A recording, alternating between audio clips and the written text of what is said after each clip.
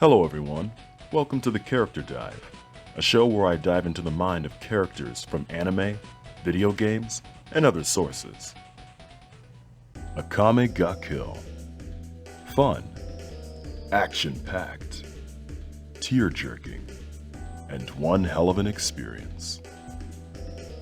Out of all the anime I've watched, there hasn't been a single anime that had me analyzing characters as long as I have with this anime.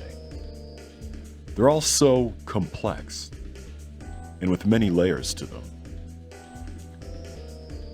Even though our main cast Night Raid are such lovable characters, I gained a great liking to their rival team, the Jaegers. I have to say, unlike most fans, I like them more than Night Raid. Seriously, I do.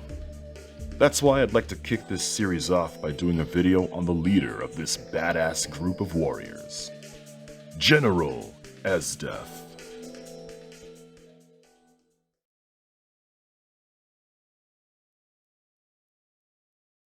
General Esdeath. Feared by many, loved by few.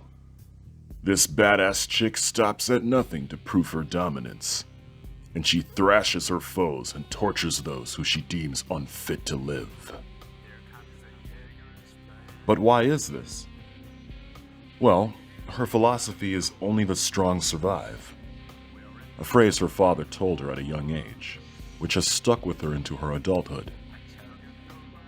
Because of this being taught to her as a child, this idea has taken time to take root into her mind.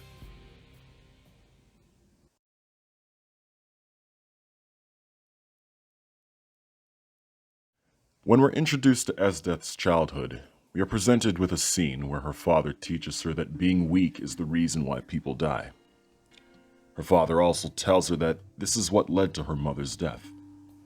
Unfortunately, the day would soon come when she would witness her father's death, as he utters his last words to her, "Because I was weak." Despite this being a reoccurring teaching in her life, it's possible that deep down, Esdeath actually fears death, and would rather be the deliverer than the receiver. You might be wondering, what makes you say that? It's all part of psychology. Take this for an example. Look back to when you were in, let's say, elementary school. You'd always have a student that makes fun of people, right? Usually someone who doesn't want to be made fun of. If a person doesn't want to be made fun of, they'll make fun of people. Another example would be someone who fears being in poverty. If a person doesn't want to be in poverty, they put others in poverty. The idea is, if the person doesn't want to be on the receiving end, they deliver. In Esdeath's case, she doesn't want to die, so she delivers death.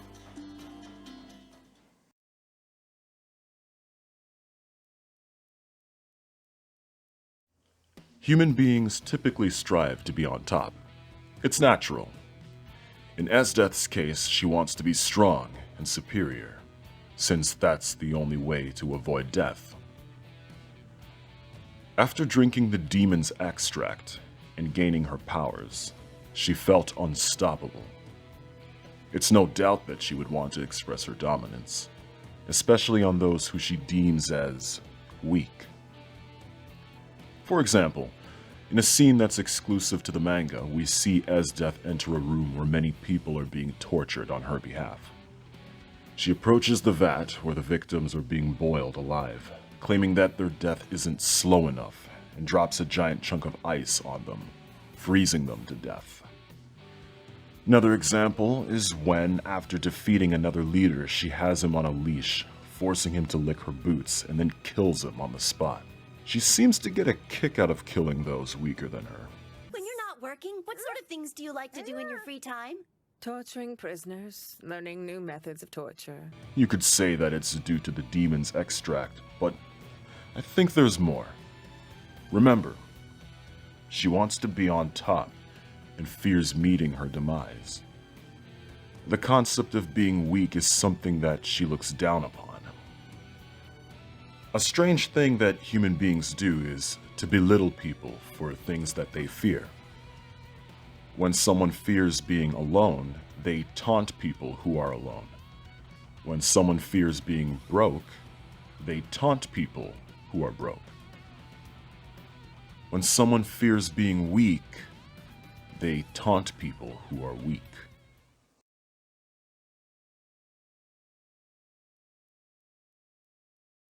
As we progress through the story, Esdeath tells Minister Honest that she wants to fall in love with someone. As you'd expect, she has a tall order of what type of man she wants. Lucky for her, she finds that in Tatsumi not too long after during a tournament. The moment Esdeath approaches Tatsumi, she slaps a collar around him and carries him home on a leash like a stray animal. Well, someone's a little kinky. Her team members even question this when they return to the base. To Esdeath, this seems normal. Look, lady, ain't nothing normal about this. Although there are some guys out there who dig this sort of thing. Anyways, it would make sense for her not to understand love. I mean, her parents didn't really teach it to her. To add to this, Esdeath favors having dominance over people. Also, in her list of what makes a good man, she states that they have to be younger than her so that they will obey her. It's clear that she has possessive tendencies. Before I tell you, do you think maybe you could let go of me? I will not. Please, it makes me nervous when we're close together like this. I'm not letting you go. To her, she deserves to have an obedient man who follows her command. She's the almighty and powerful. She may even have a god complex. However, it's not all grim. We see her mood shift whenever she's around Tatsumi. She's less violent, calmer, and somewhat happier. She changes from this barbaric warmonger to a softer being. Maybe having a significant other is what Esdeath needs. I mean, we can all use a significant other, right?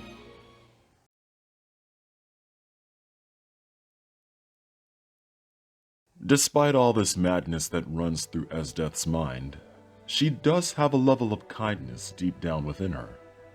Like when she brings the team together for dinner, or when she encourages Bowles not to hide behind his mask.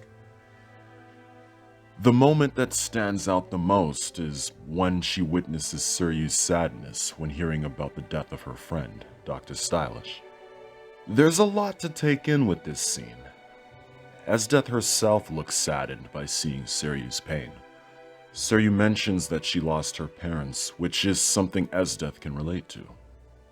She comforts her, offering something that most people haven't offered her: genuine compassion. It's clear that this isn't an act. Before walking over to Suryu, we can see Esdeath's disappointment as she acknowledges Suryu's sadness while watching her from a distance. It's easy for Esdeath to sympathize with Suryu, seeing that both of them have lost their parents. There's more to be considered here, but it has more to do with Suryu, so we'll save that for her analysis video. One thing I should add, the one time that Esdeath falls in love with someone, they try to run away from her. They don't want anything to do with her at all. Now combine that with people being terrified of you. It's possible that you could slip into a bit of loneliness and feel isolated. You're this monster that everyone's terrified of, and you want to show love and compassion for another person, but they don't have the same feelings for you. Now imagine the feeling of rejection combined with having a god complex. This is absurd. I'm strong, dominant, and powerful. I'm the general of the capital. I'm giving you good graces. How could you not like me? That's most likely what she's thinking, but who knows?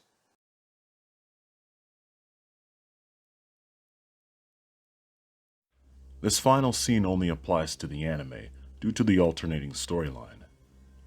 At the end of her battle against Akame, Esdeath is cut by the Murasame blade, sealing her fate. Before her death, she finds the deceased Tatsumi and holds him in her arms. Even at the brink of death, she still persists on being with Tatsumi. She'll stop at nothing to get what she wants, even with death around the corner. She refuses to show any sign of weakness. That may be the answer to everything Esdeath has done since her upbringing. This isn't necessarily a bad thing, though. She's a general. She shouldn't show any sign of weakness, otherwise her followers won't take her seriously.